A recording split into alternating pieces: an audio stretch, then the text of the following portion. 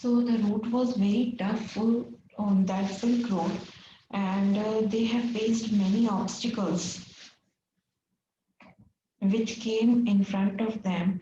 Even after then, they drove the car properly and move out from that road. In this, the protagonist checked his watch and he said that they have climbed up to the 5,400 meters high, and his head begins to the pulsate again. So he drank some water from his bottle and climbed to the slope. They reached at the 5,515 meters, and the large pile of the stone was decorated with the white silk scarves and some dirty prayers flag. They took a turn around that stone in a clockwise direction as it is a tradition, and driver checked the tires of his vehicles. He stopped at the petrol tank and the unscrewed his stop, which made the loud hiss noise as the pressure was make a fuel expand. The driver told him maybe it's dangerous, but told him not to smoke around there. So, what happened at the late afternoon? They reached the small town Hole back in the main street. So, the writer described about that they had to move there, and after that, they will come back. But because of the pressure in the petrol, this so listen the sound. The writer, so the driver said it is very much dangerous if we are doing any smoking or something nearby that time. So again, the writer was facing a headache. His headache cleared as they descends down the slope. It was 2 o'clock when they stopped for the lunch at a long canvas tent beside the dry salt lake. They had hot noodles. The place was the disfigured, and the lake was filled with the salt water and the thatched roof covered with snow.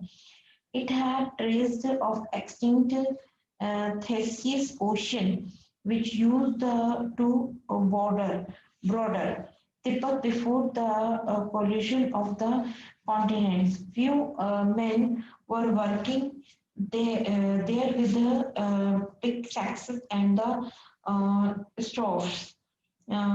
They were wearing the sunglasses to minimizing the glare coming from the blue truckload with the pile of salt.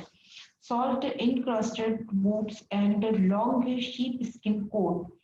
By the late afternoon, they reached the whole town and back to the east-west highway, which was an old route from the Lhasa to Kashmir.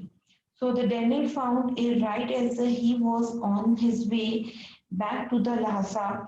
Both of them bid him farewell as tires repair shop.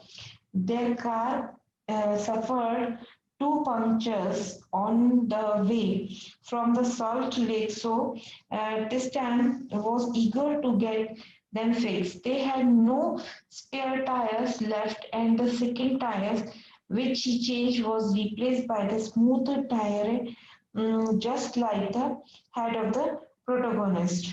So they were facing the problem because I already told you the route was very high and it is a difficult to be go there by that route. So that is why it is difficult for them.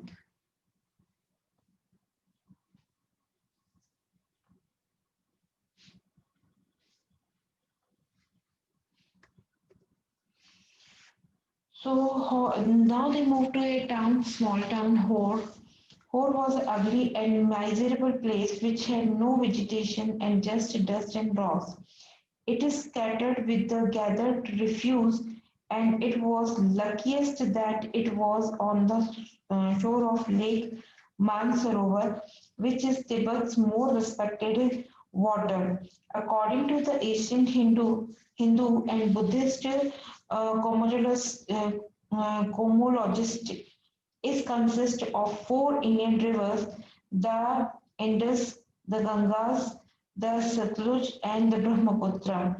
Satluj River flows from the lake and the other three rivers rise near the side of Mount Kailash. They were in the remarkable distance, and he was eager to build ahead. He waited to the stand while having some tea at Horse Cafe, which was constructed badly from the plain concrete and the three broken windows, although it had a good view of the lake from there. So now the protagonist today describe about that the served by the Chinese youth of the military uniform about the China with the nearest to the town because the Kailash Mansarovar is now in the Tibet and it is a very holy place for the Hindus. So, but the route nowadays, we have to take the passport of the China because it was under in the China, so that is why. So the protagonist was served by the Chinese boy who was wearing a military uniform.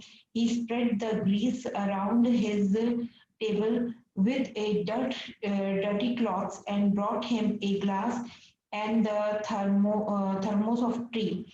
This time, Fred him from the private destination, and they started their journey ahead, passing more rocks and rubbish. Protagonist experiences was opposite from what he read on the travelers' first encounters of the town. Ikai Kawanchi was a Japanese monk who arrived in the town in 1990.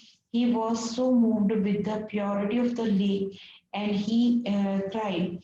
After a few years, similar effects was on the Seven Hedin and the Swedish who did not have such an emotional outburst.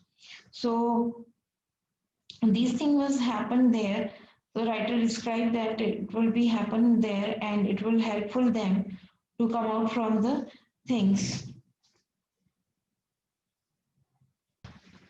So when they resumed their journey from the hole, it was dark at that time. After 10:30 p.m., they decided to stay in the guest house in the Darchin, which turned out of to be a difficult night for him. The rubbish dump in the hole made his cold worse, and herbal tea also did not help him. One of his nostrils was blocked. As he lay on the bed, he wasn't getting sufficient oxygen and he checked his watch. He was at the 4,760 meters above the sea level. The height was not more than review, but would be out of the breath several times a night. He was so familiar of these time disturbances, and he was scared this time. He started breathing from his mouth. He was tired and hungry. He switched back to the breathing from the single nostril, and as soon as he was about to sleep, he would wake up shortly. He was not feeling well as his chest felt heavy. He sat up and cleared his nasal passage and he was curious because it is on the very much high and the oxygen is not sufficient oxygen is there and the cold is too severe. So these three things just create the problem to the protagonist. He tried again and laying back to the bed, the same thing happened and these signs are not well. Sometimes something old him not to do it. He wasn't able to go to the sleep this time. So that is the opposite happens as soon as he lie down. He had himself up against the wall, but he wasn't able to relax. He was afraid to sleep now. The voice inside told him that might die if he would try to sleep. So he stayed awake back at night.